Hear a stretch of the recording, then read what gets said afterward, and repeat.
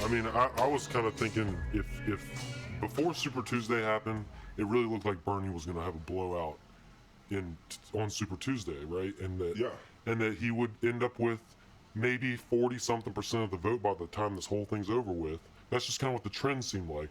And then it was going to be a contested convention, and we were going to have to like duke it out, like have a 1968 style like fight protest at the convention. Yeah. But now it's kind of seeming more like it's going to be, well, Bernie announced today, and this is, you know, love him or hate him, but he sticks to his, you know, morals or whatever. But he said that if Biden ends up with one more delegate than him, and when it gets to the end, then Biden he's going to say Biden wins. Because he doesn't want to, you know, take anything away from the people who voted for him. Right. And that's very upstanding. I mean, he believes in democracy. Well, right. Way more than any of these other fuckers do. Right. But it's also that, and it's like, he is a really nice person. Right? Oh, Bernie? Yeah. Like, he's a nice guy. Yeah. And our leftist fucking agitator, we need a mean guy. Well, he comes across as a mean guy to some people who don't really listen to the words he's saying, or who didn't see the bird land on his fucking podium or whatever. Like, it's if you watch a lot of MSNBC, then you think that he is like this angry, bitter old man who hates Hillary Clinton and just wants to, like, you know, sow discord, and he's backed by the Russians, probably, maybe, or, you know, it's like the shit that they fucking go out of their way to, like, just kind of like side comment here and there. You know, it's like, I mean, it's fucking ridiculous. Absurd. That, like, it really is, like, insane. Like, that part of it that I, like, where, like, I've gotten used to it, but every now and then, like, it'll hit me again. Like, where it's like, dude, this is supposed to be, like, the liberal press, right? The quote-unquote the liberal media. Like, I remember back in the day, you know, whatever, you know, in high school and shit, and I would be like, you know, people talk a lot about the liberal media, and I don't know what the fuck you're talking about. Like, everybody, you know, everybody got in line for wars, and everybody, like, you know, it's like, what, there's no liberal media? Like, that's not even a thing. It's like it's center-right media at best. Well, right? it's MSNBC is to the Democratic Party establishment, as Fox News is to the Republican Party establishment. If you remember... Well, yeah, but the Republican Party establishment got in fucking line. With Trump. Yeah. After he won, or after he was obviously winning, and you know what I mean? They got in line. And listen, if Bernie had won... Well, here's the difference, though. The difference is that they knew that Trump was lying through his teeth. They thought, you know, he's going to definitely make things a lot crazier and whatever, but they knew that he wasn't going to destroy capitalism or, you know, or even like... I don't know if they were sure about that. Well, I don't know. I think they were much more confident. They were much more quick to fall in line behind Trump when they saw, like, he's our new right-wing savior. Bernie, on the other hand, I think they would have bent over backwards after Super Tuesday. If he had crushed his Super Tuesday, they would have bent over backwards to say, well, you know, Biden still, or whoever was left over, that still has a chance of blah blah blah. Yeah. But I mean, it's that. What did they do? Bernie California is still being counted. There's mail-in ballots that are going to be counted in the next couple days, that are probably going to tick Bernie up to tying, possibly with Biden, in delegate count. Like they are going to be so close. They're like 50 to 70 delegates apart right now, which is like winning one state away from being each other. So they're really close, honestly. Yeah, and really. But what was the news?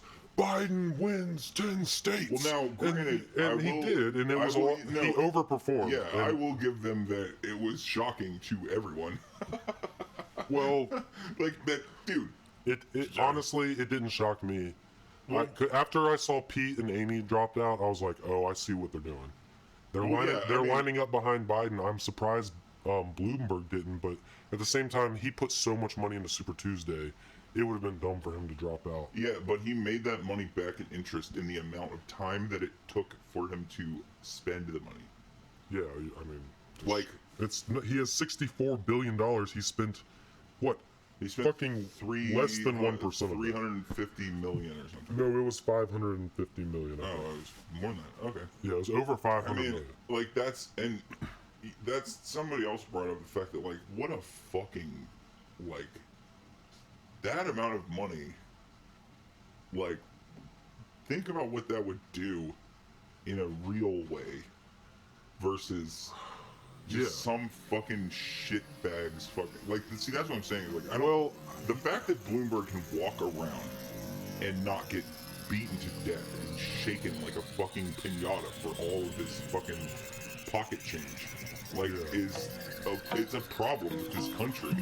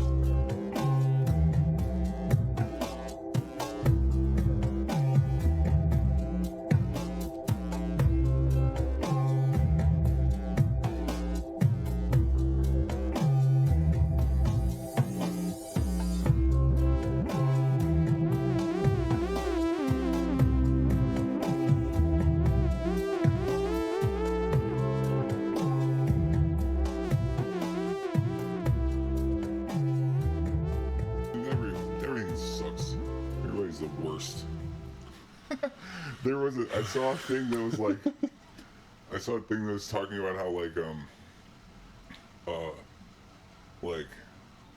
it was like, I can't remember which person or Warren supporters comes in fifth, like, we did great, we're doing good, guys, we're getting better, and then Bernie supporters, like, we didn't come in first in all the races, I'm gonna kill myself.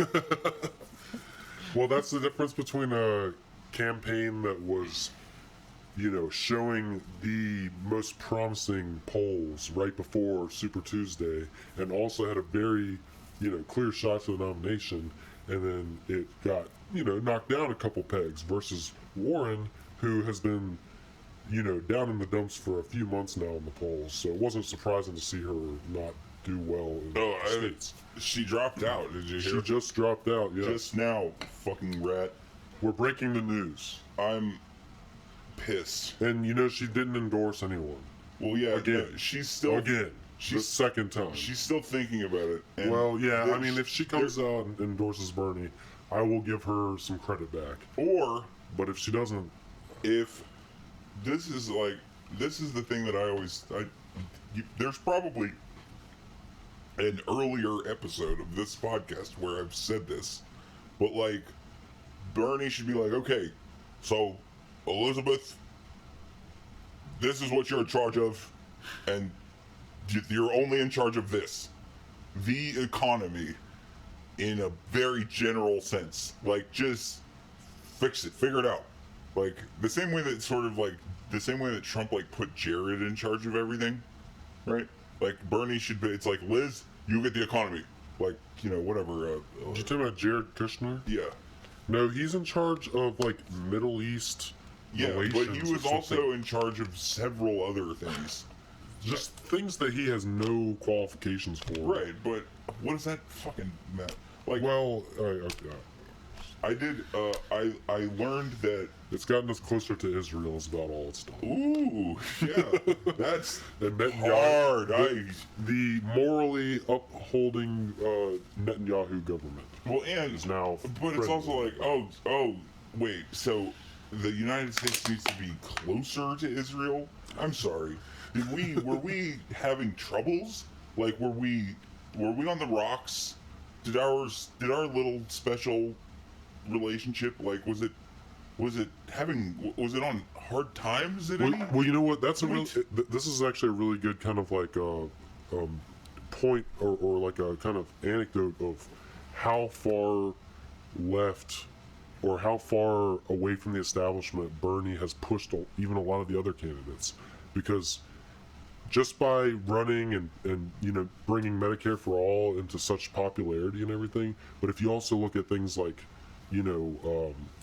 relations with Israel, the AIPAC conference was recently, and almost none of the candidates attended because Bernie was one of the first ones to say, I'm not going to attend, and then the rest of them were afraid they weren't going to look woke enough if they didn't or they were going to be anti-Semitic or whatever. Yeah, fucking Jew was like, no, fuck Israel, and then everybody else was like, oh, well, no, he didn't say fuck Israel, but he's like, I'm not going to be part of this, Netanyahu, collaborating U.S. PAC. Yeah. Meanwhile, your girl, the fucking Tulsi Gabbard, was like one of the only motherfuckers that like did go or whatever. No, you're talking about like the last year or the year before or something.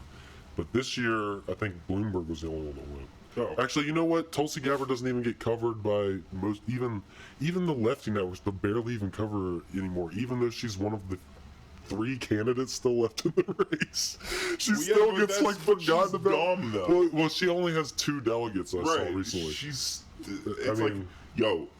dumb, straight up. I'm sorry. Well, everybody, I don't know everybody. I'm about to do a Trumpism, but I've saw some shit talking about like she's trying to get like her and Fox News show or some kind of. Wouldn't be surprised. Or what? Or like a thing like Yang. Yang immediately fucking went to CNN. Immediately. Oh, yeah. Mm-hmm. It's like, oh yeah, oh what? Oh, did you guys all believe in him? Mm-hmm. Well, he did found some kind of organization, I think, that just started.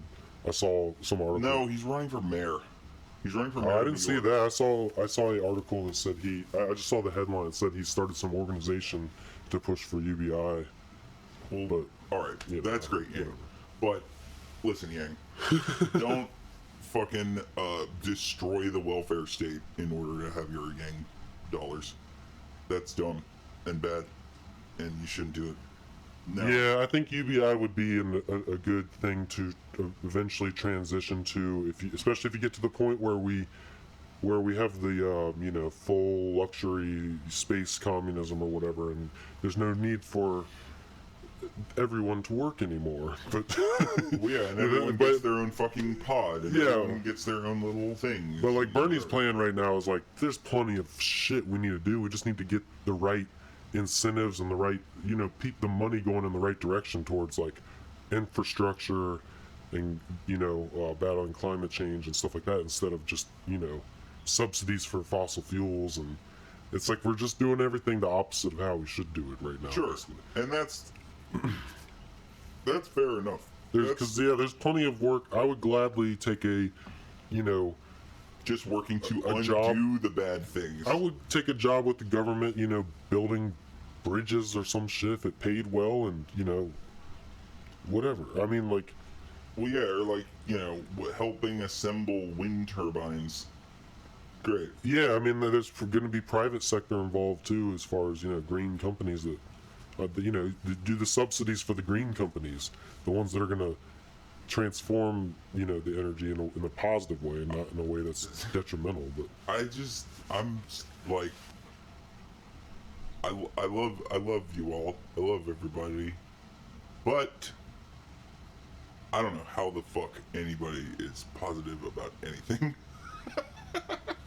Like, it's like, dude, like it's several scientists are like, we're past the point of no return, it's useless, give up. Like, fucking, like, we're staring down the barrel of 4 more years of Trump, which God knows what that shit's gonna do. Like, well, I just don't have any hope. Let me say this. If Bernie is going to lose an election, I would rather it be the primary than the general election. You know what I'm saying? Like, I think the worst case scenario would be for Bernie to win the and hear me out here. Can I get on one also? But if Bernie, I hear you.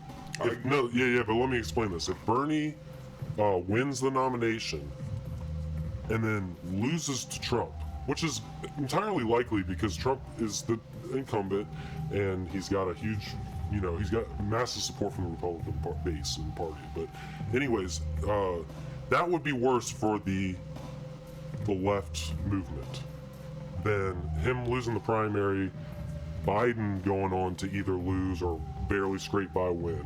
You know what I mean? Because it's like, okay, that makes sense for Biden to go in and lose to Trump, or barely scrape by and maybe win. It's like he's basically kind of like the remnants of the Obama past. Well, but can I also just real quick say something about Joe Biden? Sure. That I really think that everyone, especially anyone who doesn't bother to look at recent history or whatever, right? Joe Biden is the biggest fucking loser in American politics. He's a born tragic, even. Like, he's a Shakespearean level loser. Like, because he not only is a loser in like the political sense, where like he's ran for president like whatever 3 or 4 times, and this whatever South Carolina was the first fucking primary he's won in the 40 years that he's like tried to run for president. But also he's a loser in a more way like a cosmic sense, where like God hates him, like they killed his children. Yeah, he's had a tragic life. Like, I mean, now that part is the thing that where it's like, it's like Pete being gay, right? It's the only thing that's good, right? Where it's like, yeah, you do feel kind of bad for the guy, and he's got to have some empathy in there somewhere, because, I mean, Jesus, you know what I mean? Like, the man's been through a lot, so it's like, he at least knows what suffering feels like, which is good. I think that Republicans need to feel what suffering feels like from our hands more often. My dad is advocating for violence, by the way, now. You've got my pacifist MLK dad who's like, no, somebody needs to fucking push Mitch McConnell down the steps of the Capitol and crush his skull.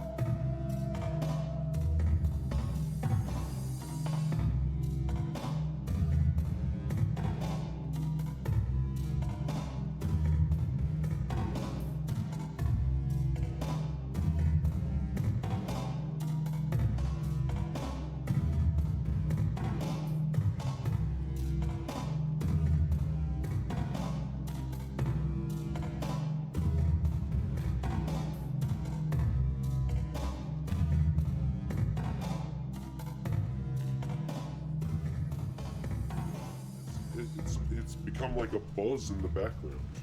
Well, and because they attack him on the dumbest things all the time. Right. But and they don't bring up the things that are like real ass motherfucking things that are that your basic like constitutional scholar could tell you in a couple of sentences. Right? Like when I found out about the emoluments clause, it was like, oh yeah, oh he's doing that, like, oh he's in a massive violation of that constantly and in a way that no other president has even come close to. Not like especially. But they don't want to shut that door because but that door has been shut in a way that it is now open, and that I think is the real like where it's like that's where it gets to like, yo, come on, you guys are really like gonna be that fucked up, man. Like where you're gonna let this goon, this fucking like, and this ridiculous goon make the rest of us look bad so that you can more blatantly steal or whatever it was you were doing. Because it's like, because any politician that was like, getting money on the side during their office, right, was doing it in a way where it didn't draw suspicion or no one gave a shit, right? Here comes a guy who's suspicious to the point of parody, or who's outright revealing secrets that the rest of you also do, but he's doing it so out in the open that your shit is compromised, right? What the fuck? You're gonna let him do that rather than let Bernie in, right? To be like, stop doing that. And then probably secretly you can keep doing it, right? Like it's like, dude. Well, that's another thing. The media. I mean, you talk about all these media companies. What incentive do they have to have anyone, show up in Trump's face and like point out all of the things he's done wrong? Like the media doesn't have the need for that because they do that constantly. They are what they are trying to do is be the anti-Trump media. Well, and so if they have a candidate that is anti-Trump that is not aligned with their philosophy, then they have a problem.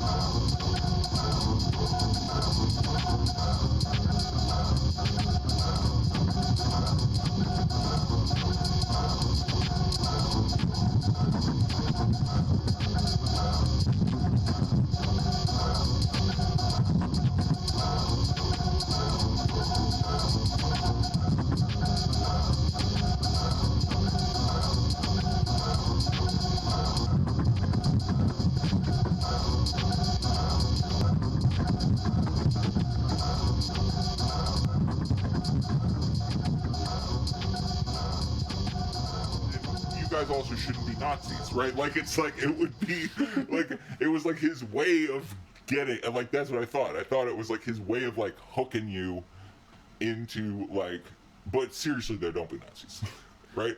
And I was like, word, cool. People need to do that, right? Like or whatever. There needs to be people that are that, right? So fine for him. Glad he's doing it. Somebody's got to, right? And then like, and then I started learning more about fascism.